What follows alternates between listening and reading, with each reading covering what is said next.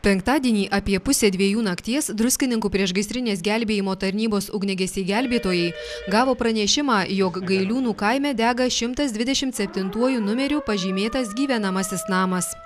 Gesinti gaisrą išskubėjo 2 priešgaisrinės gelbėjimo tarnybos autocisternos.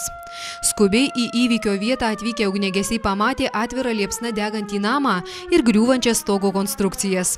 Ugniagesiams pranešta, kad gaisravietėje galėjo būti žmonių. Su kvėpavimo aparatais ugniagesiai gelbėtojai pateko į vidų, surado name be sąmonės jau moterį jauną. Jinai buvo per langą iškelta į lauką. Tuomet antra grandis surado vyrą virtuvėje, jis buvo išneštas į lauką.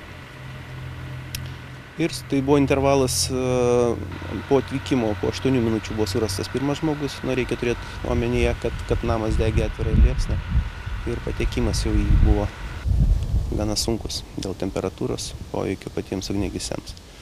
Bet labai operatyviai buvo surasta mergina, ta jauna moteris.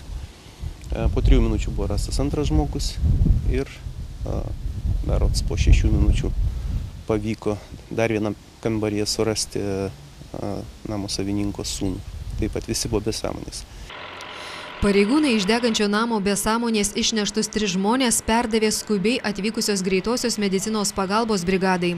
Medikai apžiūrėję nukentėjusiuosius iš karto konstatavo namo šeimininko pensinio amžiaus vyriškio mirtį. O smalkėmis apsinuodijusį liepsnose žuvusio vyriškio 37 metų sūnų ir 34 metų moterį greitoji nuvežė į Druskininkų ligoninę. Tądien gaisro gesinimui buvo pasitelktos sustiprintos ugniagesių gelbėtojų pajėgos. Įsisiautėjusią ugnį malšino 5 autocisternos iš Druskininkų, Leipalingio, Kibyšių ir Merkinės, tačiau gyvenamasis namas sudegė visiškai.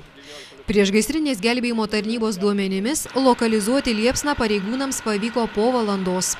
Gaisras užgesintas tik paryčiui apie pusę 6 ryto.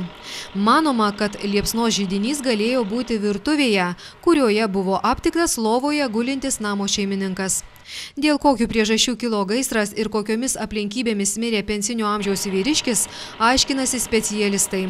Mat dėl šio įvykio Druskininkų policijos komisariato pareigūnai pradėjo ikiteisminį tyrimą.